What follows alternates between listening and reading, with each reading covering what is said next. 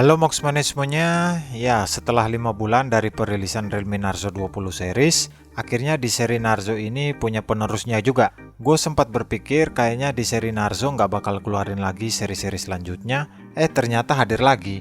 Dan seperti yang diposting akun Realme di Instagram, nanti tanggal 3 Maret ini bakal hadir resmi nih, yaitu Narzo 30A yang akan tayang live di sosmednya Realme Indonesia.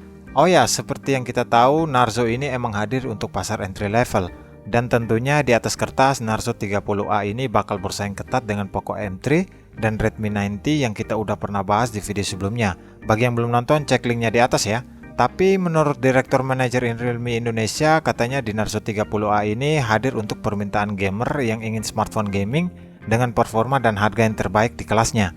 Dan juga HP ini diposisikan sebagai HP gaming dengan harga yang terjangkau yang sesuai anak muda zaman sekarang. Jadi buat lu yang udah pesimis dengan HP ini, sabar dulu, karena di Poco M3 dan Redmi 90 itu beda sasarannya dan gua akan bahas sejalan di video ini.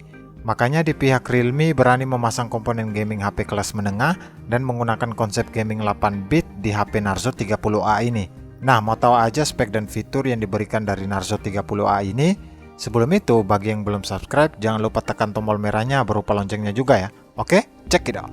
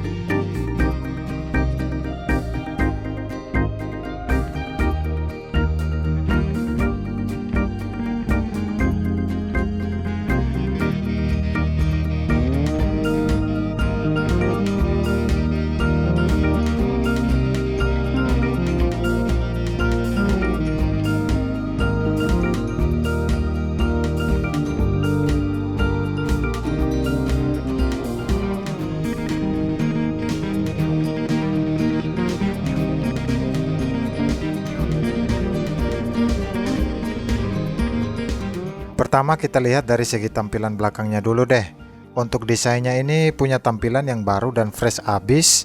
Motifnya ini ada garis-garis diagonal yang terlihat bergelombang dan lebih dinamis. Sedangkan untuk bagian atasnya dibuat polos dan finishing matte. Dan ada juga tulisan Narzo by Realme yang kalau di warna laser blue itu agak kurang kelihatan. Dan ada juga satu varian warna laser black yang nggak pengen kelihatan ngejreng kayak gini. Untuk letak fingerprintnya masih di bagian bodi belakang yang bentuknya bulat. Desain dari frame kameranya ini masih mengotak, yang dilihat sekilas itu ini isinya 3 lensa. Padahal kalau dideketin tuh cuma ada 2 doang, yang satu LED flashnya dan yang satu tuh tulisan AI. Desain gini nih masih dipertahankan kalau dilihat, desainnya masih sama-sama aja dengan sang kakak yaitu Narzo 20. Oh ya, jika kalian pengguna yang suka HP ringan dan tipis, mending dipikirin dulu deh karena bobot dari HP ini tuh 205 gram dan ketebalannya 9,8 mm.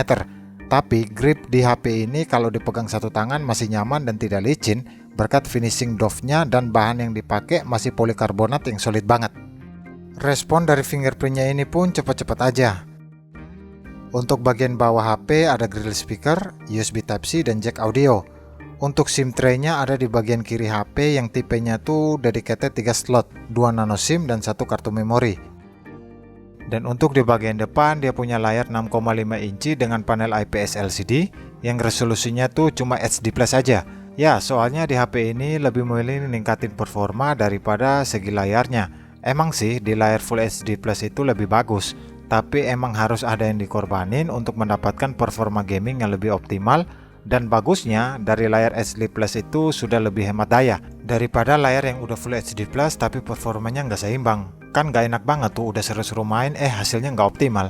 Dan desain dari layarnya ini tuh ciri khas banget dengan HP entry level lainnya yang kalau dilihat udah jelas banget bezelnya ini tebal di sekelilinginya, terutama ada di bagian dagu HP. Pokoknya nggak ada yang istimewa tentang layarnya ini karena sebagian besar sama juga yang kalian dapat di HP kelas 1 jutaan di pasaran. Untuk responsif dari layarnya ini masih enak-enak aja, nggak ada delay, dan kualitas gambar dan warnanya ini not bad lah. Pokoknya masih terlihat jelas.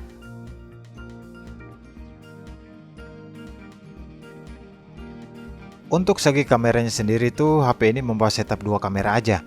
Karena kembali lagi HP ini sendiri lebih menjawab permintaan para gamer, terutama anak muda yang ingin performa gaming yang optimal dengan harga yang terjangkau. Untuk sensornya ada 13 megapiksel lensa utama dan ditemani lensa black and white. Dan kamera selfie-nya berukuran 8 megapiksel. Untuk hasil dari fotonya emang jangan berharap lebih deh dari kameranya ini. Tapi setidaknya hasil dari fotonya masih bisa toleransi dan ketajaman pun masih lumayan lah.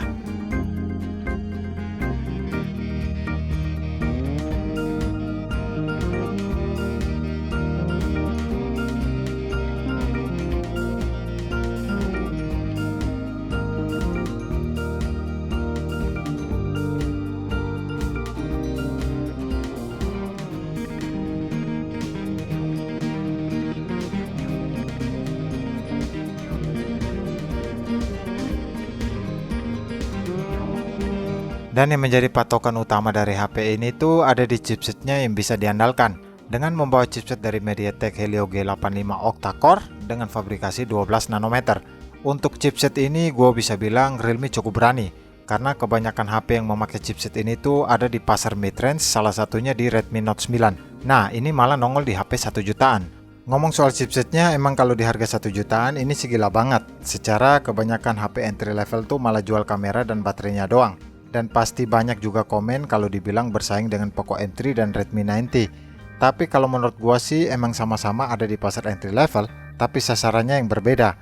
Poco dan Redmi itu lebih ke konsumen yang ingin kamera dan chipset yang bisa diandalkan sehari-hari, tapi di Narzo ini lebih berfokus ke satu titik aja, yaitu gaming.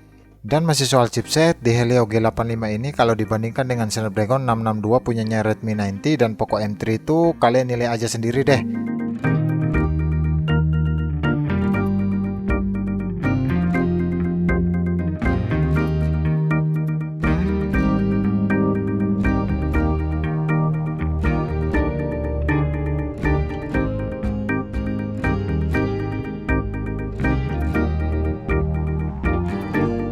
Dan untuk menemani performanya, Narzo 30A ini hadir dalam 2 varian RAM, yaitu ada RAM 3GB internal 32 dan RAM 4GB internal 64, dan ditemani baterai yang kekal juga, yaitu 6000 mAh dengan adaptor 18 watt.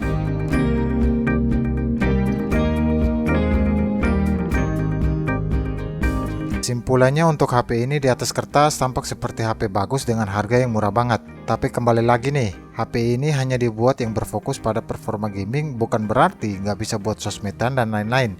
Tapi kalian pengguna yang ingin sektor fotografi yang bagus dan layar yang puas, mending di skip aja HP ini. Oh ya, untuk hasil dari performa game dari HP ini nanti gua bahas di video selanjutnya ya. Oke, jangan lupa subscribe dan share video ini ke teman-teman lo. Oke, Volken di sini. Ciao.